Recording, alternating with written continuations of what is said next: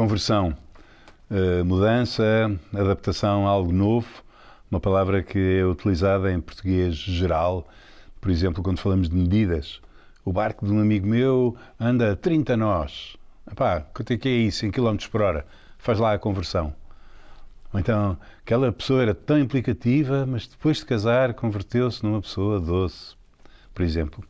Em sentido religioso, o que significa conversão? Conversão significa a adoção de um novo credo ou religião. Por exemplo, fulano de tal converteu-se ao islamismo. Em sentido cristão, o significado é um pouco diferente. Conversão é tornar-se, podíamos definir assim, conversão é tornar-se semelhante a Jesus Cristo na sua igreja, na sua comunidade. Por isso, reparem, por um lado, conversão é uma decisão que é marcada por um ritual, o ritual do batismo, na Igreja Católica, batismo, confirmação e Eucaristia, os sacramentos de iniciação, mas depois, por outro lado, há a conversão do coração. E a conversão do coração é trabalho, tarefa para a vida inteira. Já és cristão? Sim, sou cristão. Ou seja, quero seguir Jesus Cristo? Não, ainda não sou, porque a água do batismo ainda não chegou a muitas áreas da minha vida. Esta conversão interior joga-se uma data de níveis diferentes. Primeiro nível, por exemplo, na nossa ideia de grandeza, o nosso ideal de grandeza. Alguns autores, e o Papa Francisco também, falava do mundanismo espiritual, ou seja, num mundo religioso, digamos assim, mas depois a nossa cabeça, os nossos ideais de grandeza ainda são os ideais mundanos. Por exemplo, quando a mãe dos filhos de Zebedeu veio com os seus 2 filhos, que eram 2 dos apóstolos, e fez o pedido a Jesus: Senhor, ordena que estes meus 2 filhos no teu reino se sentem um à tua direita e outro à tua esquerda. Ou seja, ideais de grandeza. Um ser primeiro-ministro, outro presidente da Assembleia, por exemplo. Estão a ver? Serem pessoas importantes. Jesus, com toda a paciência, sentou-os aos apóstolos e disse: bem, sabem como os chefes das nações as governam e mandam nelas com o seu poder? Não seja assim entre vós. Quem quiser ser o maior, seja aquele que serve.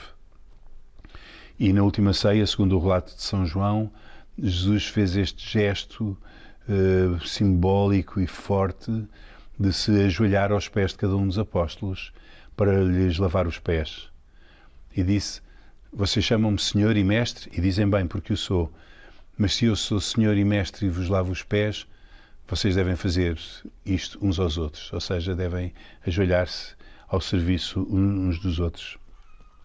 Muitas vezes deixamos-nos impressionar pelo brilho exterior, a conversão ainda não chegou ao nosso olhar. Uma vez no Templo de Jerusalém, os ricos deitavam lá ofertas avultadas, lá na arca do tesouro, e uma altura que ninguém estava a olhar, Jesus disse: olhem, olhem, olhem. Quem é que era? Era uma mulherzinha viúva, muito pobre, deitou 2 moedas.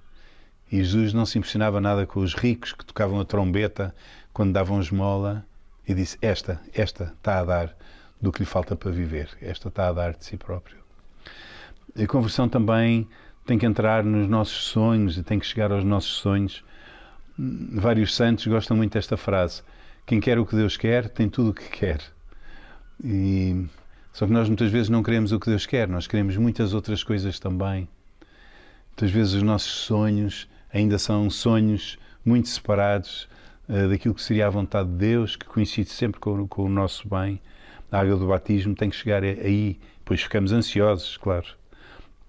A conversão tem que chegar à pureza do nosso coração. O nosso ideal de cristãos é vivermos de tal maneira que tudo pudesse vir amanhã publicado nas primeiras páginas dos jornais. Viver de tal maneira, com tal pureza, com tal franqueza, que fosse assim. Ainda estamos muito longe. Tal como ainda estamos muito longe do ideal do amor universal, do amar os inimigos. Se amas aqueles que te amam, que bem, que fazes tudo especial, perguntou Jesus. Os pagãos também fazem o mesmo. Se emprestas àqueles que te emprestam, o que é que tu fazes de especial? Se és simpático com os que são simpáticos para contigo, o que é que fazes de especial? Largar o nosso coração para ficar mais parecido com o amor de Deus, um trabalho da vida inteira. Mas atenção, este trabalho de conversão, que é fruto do nosso esforço por um lado e da graça divina por outro, não é nada linear, não é nada linear. E damos por nós às vezes, entre nada as fases da vida, a sentirmos a andar para trás, a cair em falhas que já foram falhas de outros tempos, que já julgávamos ultrapassadas. Às vezes são 2 passos para a frente, 1 passo para trás. Muitas vezes sentimos também a nossa incapacidade para mudar, sobretudo mudar questões de fundo em nós, questões antigas, às vezes têm raízes nas nossas infâncias. Seria fácil e agradável entrarmos aqui num certo triunfalismo de que nos convertemos quando queremos. Muitas vezes nós convertemos precisamente pela consciência de que nos temos que abandonar nas mãos de Deus, que é Ele e só Ele que nos pode converter. Por isso, muitas vezes, Deus converte-nos como o oleiro a moldar o barro.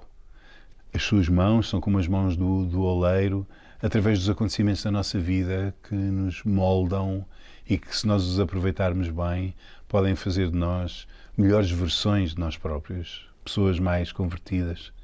Muitas vezes são aquelas perdas de segurança, das quais nos lastimamos imenso, mas que são oportunidades, quando o tapete sai debaixo dos pés, para buscarmos uma outra segurança muito mais funda.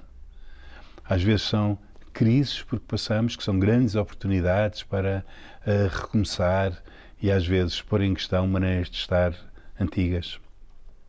Conclusão, aproveitemos todas as oportunidades de conversão que a vida nos traz e, sobretudo, peçamos a Deus que nos converta, que faça de nós melhores pessoas, mais parecidas com o seu Filho. Conversão, vale a pena abraçar esta palavra.